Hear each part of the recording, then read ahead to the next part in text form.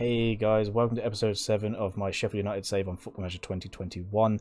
We've kickstarted season 3 with Sheffield United. We've also done the summer transfer window. We've brought in some great players, I think. But yeah, let's go find out how we got on in the season so far. So guys, as you can see, we're sitting in 10th place and not doing very well at all. We've really got the team now that needs to be kicking on and pushing in that European spots. But we are struggling. We are really struggling. We're doing well in Europe, just like last season. We're doing really well in Europe, but in the league itself, we just cannot seem to get a result at the moment, and it's very frustrating. But I'm gonna find that tactic. I'm determined to find that tactic that is gonna suit these new players well, and suit the current team well as well. Just the whole team as a general just needs to gel together. But at the minute, we really are struggling. But let's go to the transfers first, anyway, so we can see who we've got in. And I think it's some top quality here, but doesn't feel like they're playing like it. So we actually did get rid of Ramsdale for 68 mil, and we replaced him with Van der Voort for 28. We got rid of Norrington Davis, Boufal. We did a part exchange for Sanderberg, for Harry Winks, and then we got rid of a load of people on loan and for free, and we brought in Gravenberch for 44 mil, rising to 52. Got in Tyrick Mitchell, Twanzebe, Salisu. So we've really improved that defensive area as well, but like I say, it doesn't feel like it at the moment. This guy here, Alejandro Portillo, absolutely fantastic looking player so far. We got him on a free. He's now moving, he's now at Cadiz on loan, and then we brought in Hudson-Odoi and Nketiah on loan ourselves. But if we go to the schedule, you'll see how we started off. We actually started off with a very, very tough game against Man United, and we drew that 1-1 at Old Trafford, which is really good result. And then we slapped Leeds 4-1.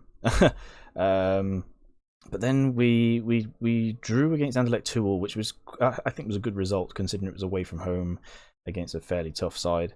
And we lost to Chelsea 4-1, but then we qualified against Anderlecht. And again, like I say, we're doing quite well in Europe, but in the league we're struggling. Although we did have a nice little run here. We got a 2-1 against Derby, 4-0 against Carlisle in the Carabao Cup, and then it was an absolute mauling of Newcastle 6-1. And then we beat Sparta Prague 4-2. And then we had a very disappointing draw against Burnley 1-1. I think we went 1-0 down and really struggled to win that in the end. And then we dominated this game against Villa. We were completely on top, and then it was just some ricochets in the box and a bit of luck went their way.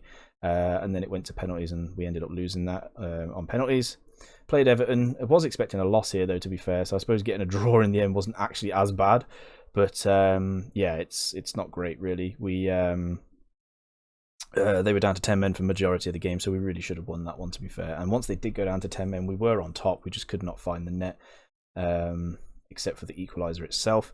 Then we play Utrecht, which I think that's how you pronounce it. Again, in Europe, doing really well. Beat them 3-1, and then you can see it against Red Star down here. We won 3-0. It's almost like these losses aren't happening in Europe, happening in between these European games. It's crazy. We're playing really well in Europe, but we just can't play very well in the league for some reason. We lost 1-0 to Tottenham. I think we played pretty well in that game, actually, but we just didn't get any rub of the green. Villa didn't play very well. We did hit the post a couple of times, but overall they probably deserved that victory. The Man City game, so the Red Star and the Man City game, that's where we changed our tactics back to the first season.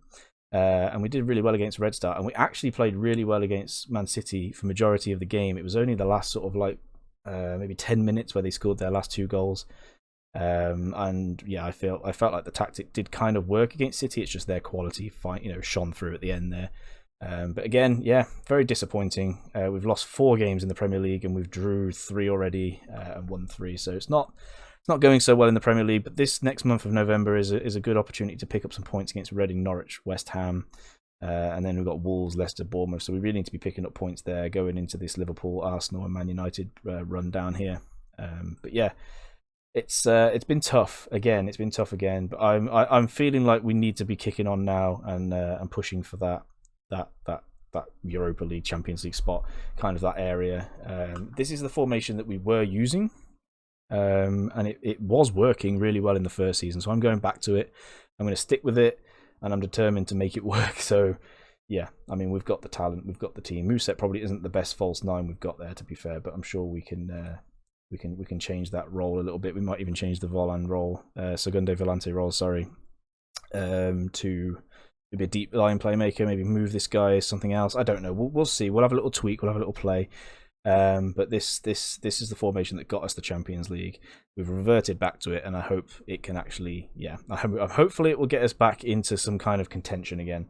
But yeah, that's about it for this episode. It's been a bit disappointing on stream, but we have had a great transfer window. We have got a good squad. It's just turning this form around in the Premier League now. We have a great opportunity to do that against a Reading team that's not particularly in form themselves. And then, yeah, hopefully we can kick on from that point onward. But yeah, guys, if you like this video, please hit that subscribe button, click the bell, and like the video. It means so much to me. If you want to see this poor form potentially continue on stream, all the details are below in the description.